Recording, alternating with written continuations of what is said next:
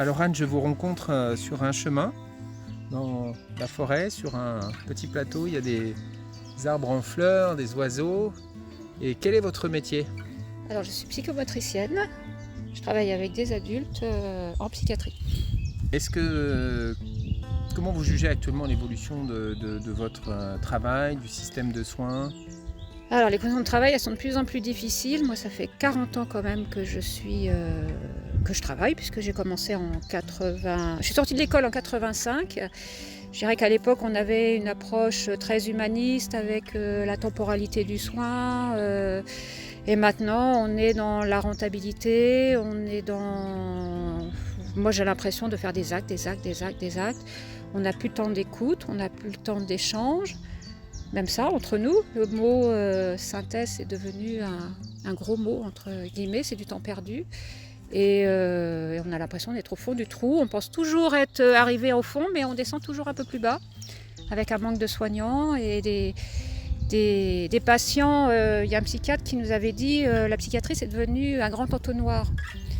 C'est en haut, il y a énormément de monde, de plus en plus la santé mentale, et en bas, il y a moins en moins de soignants.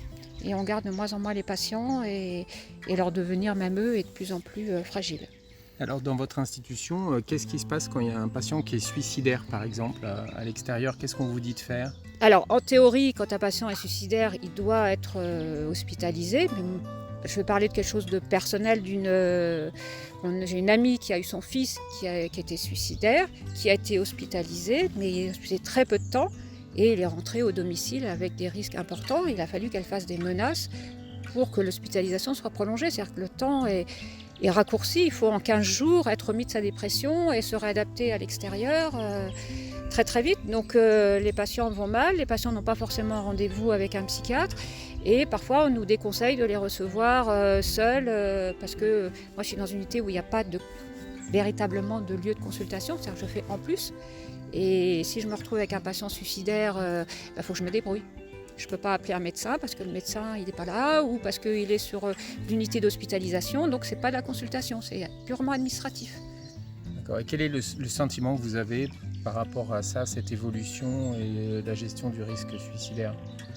Personnellement, quel est l'impact que ça a sur vous? Alors moi je dirais que personnellement j'arrive à gérer, mais parce que j'ai beaucoup de bouteilles.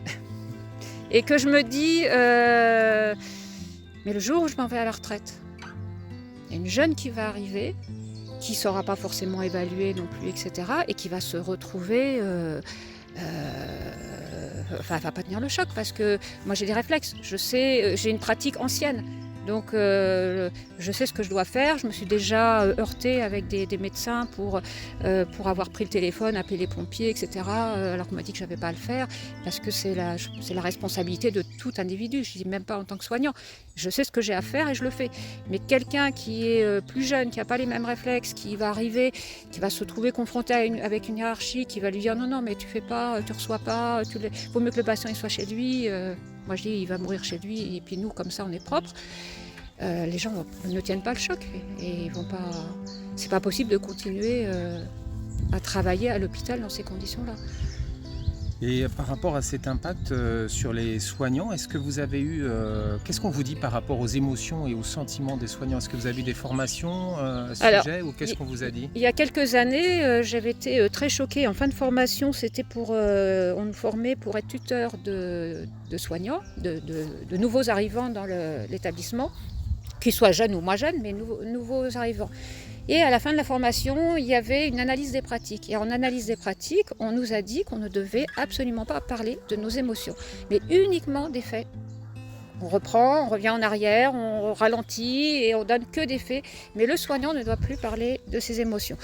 Moi, en tant que psychomotricienne, les émotions, c'est au cœur de notre travail. On a ce qu'on appelle le dialogue tonico-émotionnel, on a le transfert et contre-transfert corporel.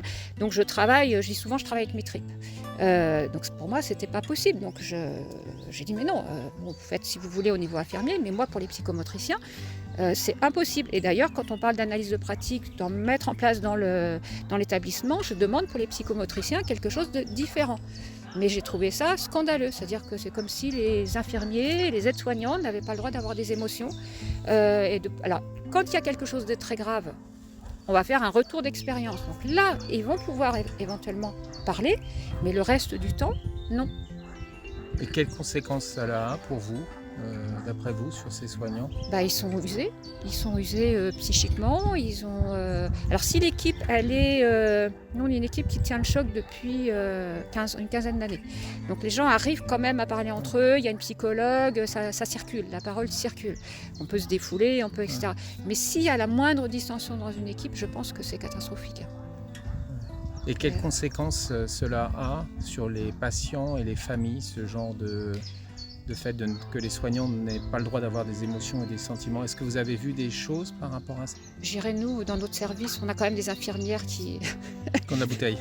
qui ont de la bouteille et qui ont travaillé avec des médecins qui avaient des émotions et qui donc continuent et qui n'ont pas peur de tisser des liens avec leurs patients. Donc ça donne une assurance, une rassurance, je pense, suffisante. Par contre, la difficulté, c'est plutôt d'avoir l'impression de faire mal leur travail et d'être des mauvais soignants et de culpabiliser en se disant il va arriver quelque chose, peut-être que le patient va se suicider, de se sentir responsable alors qu'elles ont fait ce qu'elles ont pu, mais elles ne peuvent pas, elles sont impuissantes. Des fois, elles assistent à des entretiens médicaux, alors pas actuellement, mais à une certaine époque, étaient vraiment maltraitants. Mais on ne peut rien dire.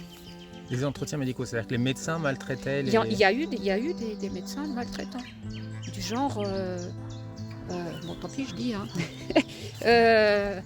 Une jeune femme qui arrive, qui a eu un abus sexuel et le médecin qui dit bon non c'est bon, qui arrive aux urgences, il faut passer à autre chose. Vous n'avez pas eu de pénétration? Oh, bon c'est rien ça, c'est...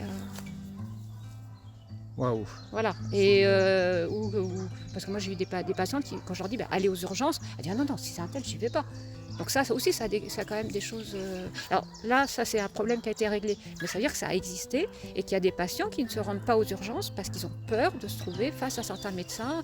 Bon, le médecin en question a été condamné. Donc, mais quand moi je disais mais c'est pas possible, il faut dire quelque chose, on me dit tu sais, t'as pas tout entendu. Oui. C'est très dur pour les soignants actuellement parce qu'ils n'ont pas la parole même pour une parole qui soit libre, et ils ont effectivement pas trop le droit de dire ce qu'ils ressentent et ils deviennent de plus en plus, moi je dirais un petit peu en bas de l'échelle quand même.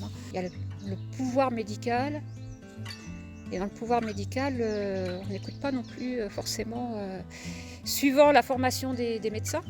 Alors, je ne parle pas pour vous, mais on est dans les actes. Il faut faire des actes, Et en fait, il n'y a plus de place pour l'humanisme. Plus de place pour l'humanisme, plus de place pour penser ensemble, pour réfléchir ensemble. Et il faut être rentable. Donc il y a les patients qui sont rentables, il y a qui sont moins. Il y a des maladies qui sont rentables, il y en a qui sont moins. Les maladies rares, c'est pas rentable, je pense. Moi, là où je suis, c'est absolument pas rentable parce que la durée moyenne d'hospitalisation, elle est de plusieurs mois. Et quand j'entends là, il va avoir atteint sa durée moyenne, non, il y a des patients, il leur faut plus de temps. Merci beaucoup Anne pour tout ça. Je vous souhaite un bon chemin. À vous aussi. Bonne randonnée. Beaucoup de belles rencontres. Merci à vous.